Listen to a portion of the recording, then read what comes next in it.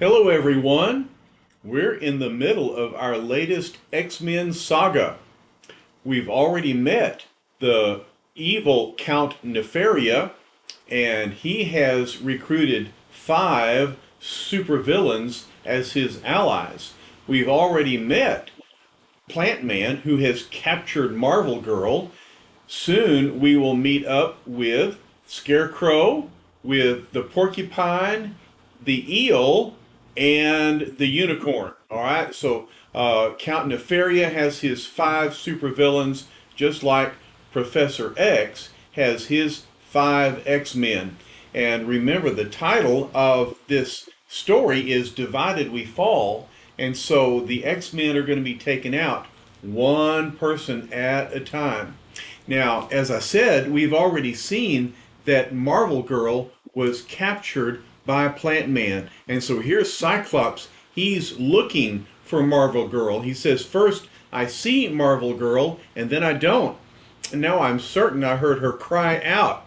I don't know what's going on, but I think it's time Cyclops did some investigating. If that was Jean, then what happened to Warren?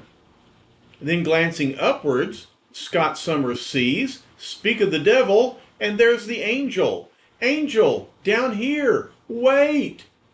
Then he thinks it's no use. Either he doesn't hear me, or else he pretends not to. I'll see if I can keep up with him. It's pretty hard for someone on the ground to keep up with someone who's flying.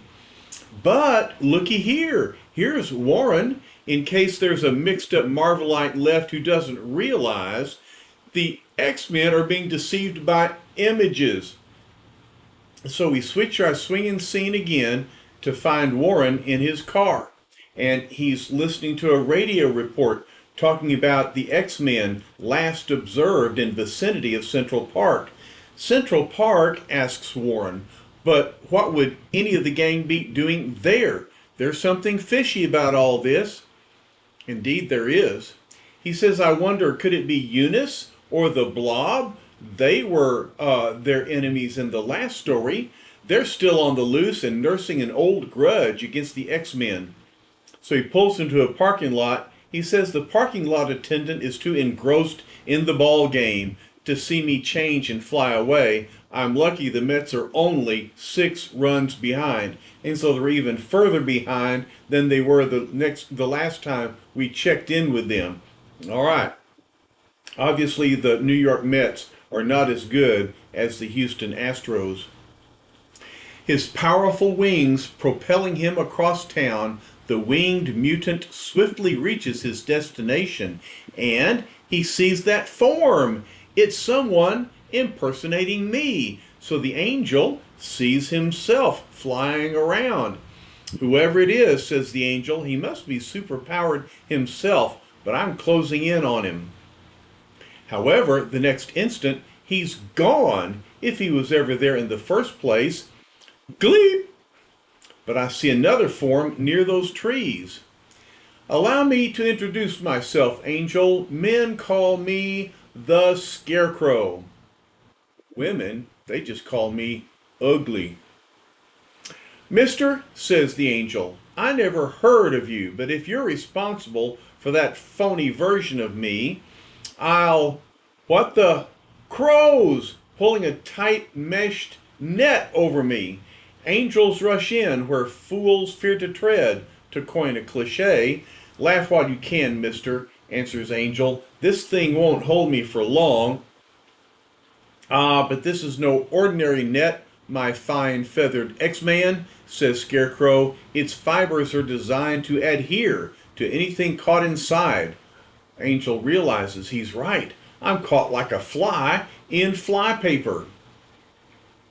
I thought it would be most appropriate to see the high-flying angel laid low by winged creatures such as himself. So obviously Scarecrow has control over his crows. And now I'd like to introduce you to some other friends of mine, members of the infamous Magia. The Magia is a gang of criminals, not superpowered necessarily, just lots of them. And so here they are, snatching up the angel in his net. And so this Magius fella says, the pleasure is all ours, Angel. And Angel thinks the Magia, I thought that crime cartel had been smashed. And the Magia has appeared in other stories, just like Count Nefaria and all of these other supervillains.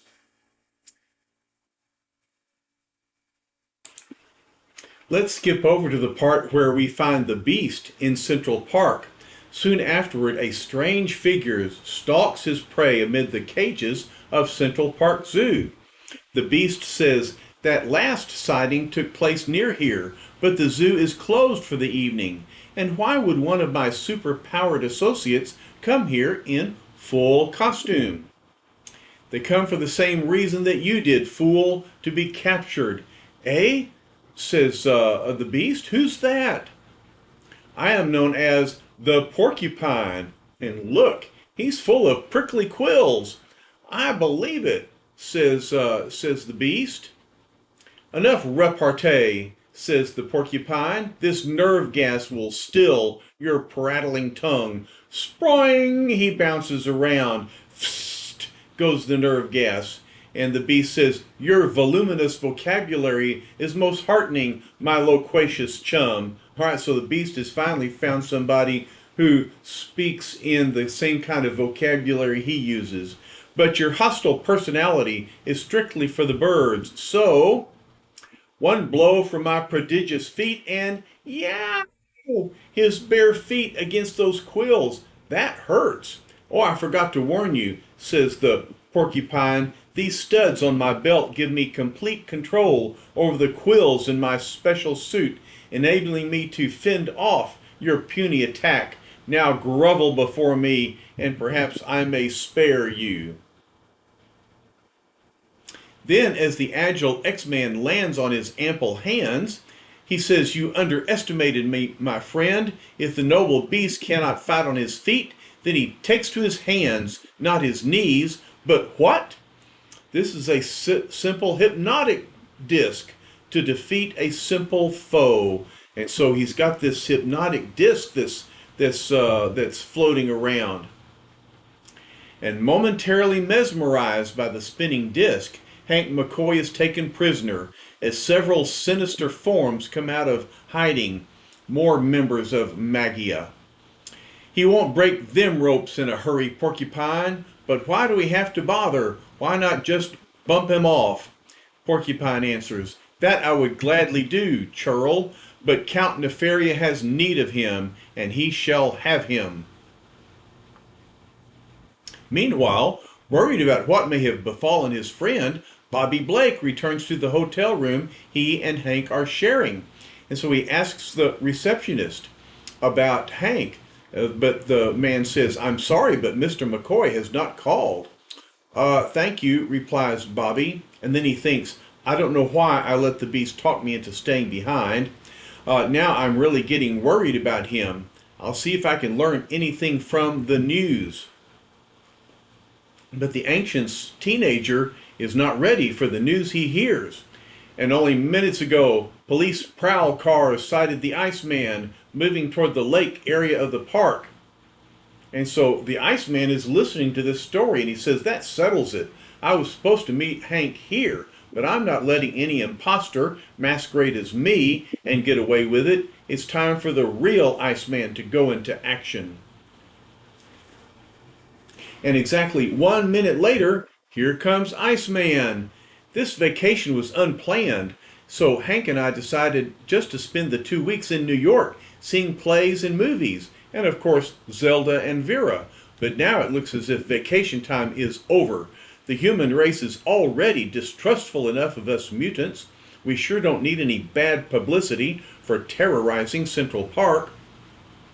Wait, there's the bogus me now, straight ahead. He sees me. He's heading down right by the edge of the lake. Well, at least I'm sure of one thing. It isn't Eunice or the Blob, as I had suspected. But as the icy X-Man alights at lake's edge, he's gone, without a trace. This has all the earmarks of a first-rate trap. But if it is, you can bet your booties that the Iceman will end up the trapper. Wishful thinking, you walking popsicle. You're already as good as caught. Who the heck is that? Asks Iceman. I can't see anybody. There he is. Of course not, you frost-covered juvenile delinquent, because I didn't want you to. But now it's time for you to meet the eel. Okay, the electric eel. Bobby realizes I couldn't see him before in the darkness, but now he's glowing with electricity. Okay, so he's got electric powers. Sorry I'm not trembling down to my tippy toes, mister, but I never heard of you before. Still, I don't figure you're from the welcome wagon, so I'll just encase you in ice till we can talk. Yak, yak, yak, says the eel. You're as bad as the blasted Human Torch. And I guess the Human Torch was the last foe that the eel fought. But the torch defeated me because my powers were still new to me. You will have no such luck. And look, he extends his electric power and breaks up the ice. That's what Bobby realizes. Oh, he smashed through the ice prison with one electrical jolt. What happened to your block of ice was nothing, pal, compared to what's going to happen to you, threatens the eel. You'll never escape this next electrical blast. Zap. And Iceman says, never say never, eel. Sooner or later you end up with egg on your face. Oh, that's Cyclops zaps him with his eye beam. Psych, says Iceman, where did you come from? I've been wandering around in the park for a while, and I saw you and your carbon copy come to Earth. I didn't want to interfere, but I didn't want to risk your getting hurt. Believe me, says Iceman, I wouldn't have had it any other way. But have you seen the beast? He came here earlier. No, but I saw Angel and Marvel Girl, or else they're exact twins. At this stage, I'm not sure which. Listen, a twig snapping. We're being watched. Watch nothing, says Iceman. Look what just crawled out of the woodwork.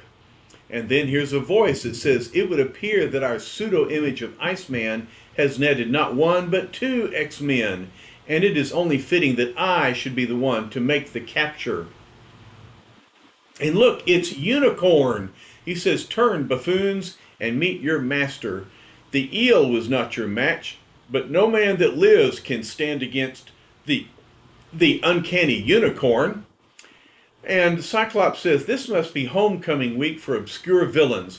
We never heard of you either, but if it's a fight you want, I'm in the mood. Let's get him, Psych. One blast from my eyes ought to put you out of commission. What the?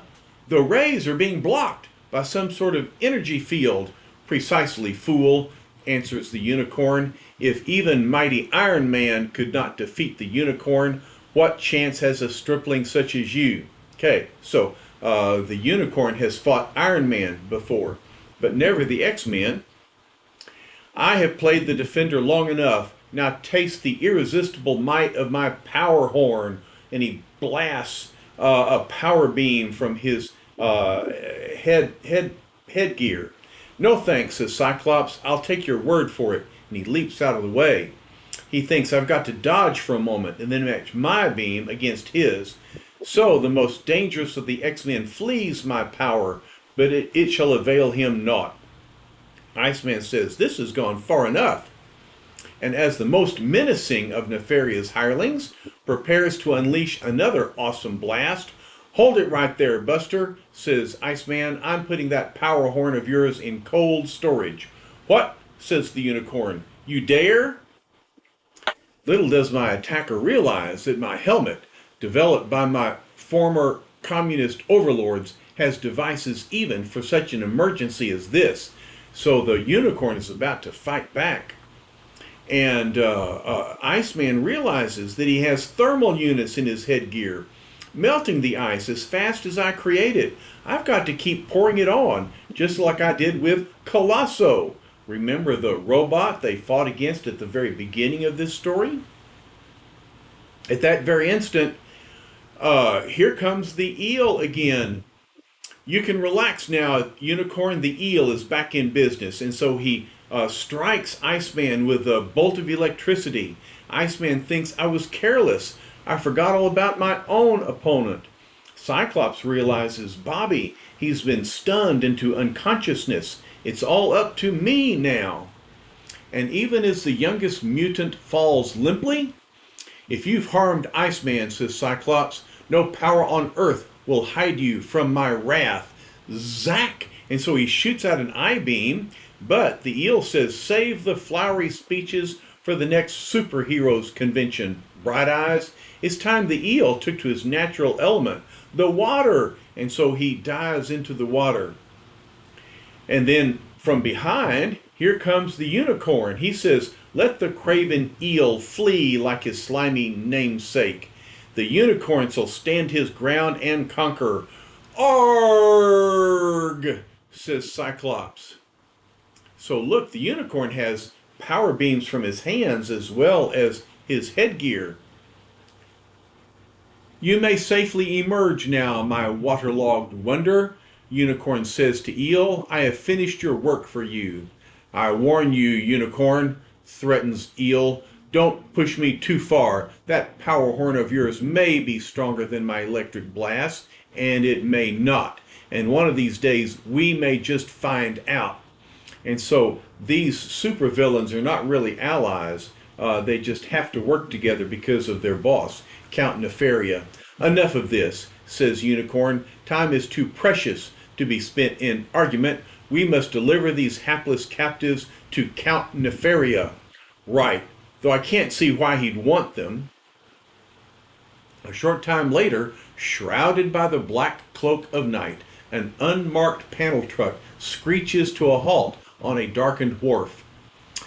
It is the Unicorn and the Eel, they announce. We bring 2 X-Men, Cyclops and the Iceman, to be taken aboard ship at once. Excellent, says the Magia. The other 3 are already secured and all is in readiness for our departure. But hurry, for each second may bring us closer to capture. Bare seconds afterward, as several hoodlums of the international crime ring known as the Magia carry out their ordered tasks. They're not moving, says one of them. You are aware that the Count wanted the mutants taken alive. They are alive, says the Eel. We just stunned them. Also, says the Unicorn, do not talk haughtily to the Unicorn, dolt. I serve Count Nefaria for now, but I am no man's slave. Then, slipping unobserved from the enshadowed port, the sinister freighter sails along the coastline of an unsuspecting America, until in the misty, murky hours of dawn, it arrives at the unassuming building which serves as the camouflaged fortress of Count Nefaria. So, thinks the Count, my forces have returned, and with them, according to their radio messages, are the vaunted X-Men. Then the time has come to begin. Exactly 1/2 hour later, 5 uniquely garbed criminals gather ominously about the brooding form of their leader, the infamous Master of Images. And he thinks to himself, this then is the band of lieutenants I have chosen to assist me, since I have regained leadership of the Magia. 5 costumed cutthroats, each a supervillain in his own right, who had been defeated in battle and lying low until I located him. And yet none of these masked hirelings may I trust. Each considers himself a potential leader of the Magia, merely waiting for me to make a misstep, the fatal error which will give him the chance to seize the reins of power. But I shall not give any of them the opportunity, for there is too much at stake, much more than any of them can dream, for me to show the slightest weakness, the slightest hesitation. Then he speaks. Well, I do not pay you merely to stand about, looking ominous. Tell me the name and the condition of your prisoners. Okay, and so here they are. Scarecrow, Porcupine, Unicorn, the Eel, and the Plant Man says Marvel Girl is unconscious, but safe. Scarecrow says the Angel captured and unharmed. Porcupine reports, I captured the one known as the Beast, also intact. And then Unicorn says, Cyclops and the Iceman, subdued by the eel and myself, have been stunned into submission. And so Nefaria answers, excellent, if my examination bears you out. What did you say? I made it thoroughly clear to you they must be completely unharmed. We believe you will find them so, Nefaria. I said only that we had to stun them. Suddenly, here's a report over the loudspeaker. Master, the prisoners have been rendered harmless in the dungeon of the fortress and are ready for your inspection. Good, Nefaria answers. And their conditions? As for you, Unicorn, you had best hope your captives are in the peak of fighting form for your own sake. You presume too far, answers the Unicorn. Be warned, my patience is not endless. So they're already fussing among themselves.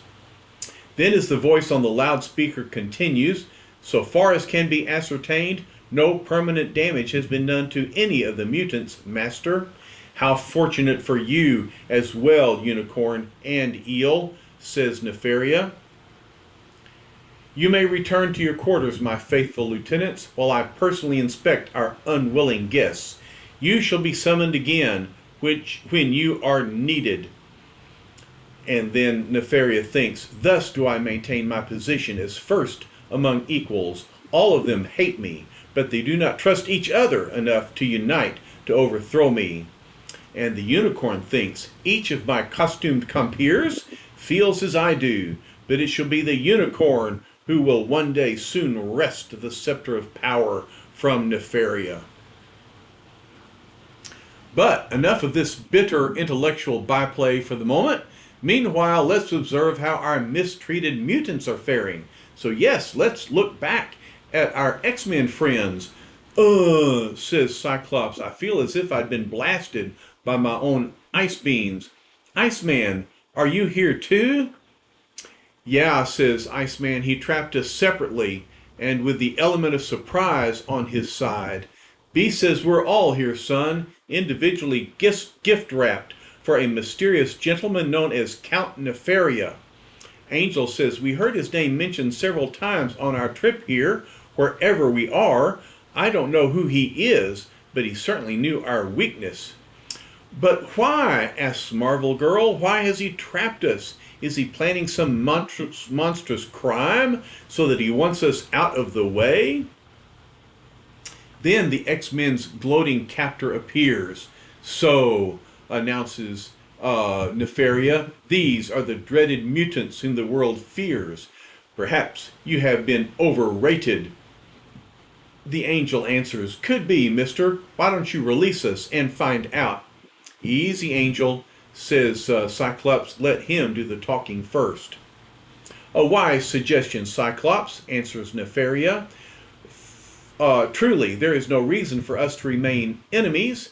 I, Count Nefaria, am here rather to propose an alliance. Cyclops answers, you expect us to work with you in the Magia? Of course.